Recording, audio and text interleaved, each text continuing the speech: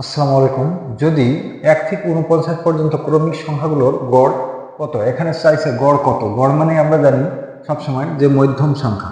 এখানে 1 থেকে 49 পর্যন্ত ক্রমিক সংখ্যা, তার মানে ক্রমে ক্রমে যেটা গেছে 1 2 3 4 5 6, এইভাবে ক্রমিক সংখ্যা ক্রমে ক্রমে চলে গেছে 49 পর্যন্ত।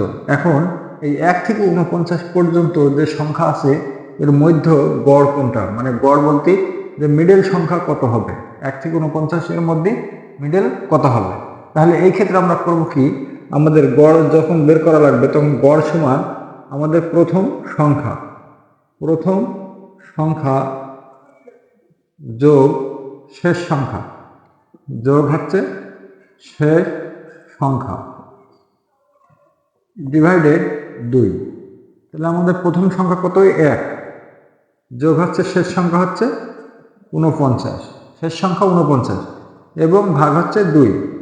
আর দেখা যাচ্ছে 49 1 50, ভাগ হচ্ছে 2, তাহলে কাটাকাটি করলে 25। আমাদের 25 হচ্ছে উত্তর। আমাদের গড় কত, গড় হচ্ছে 25, এটি হচ্ছে আমাদের উত্তর।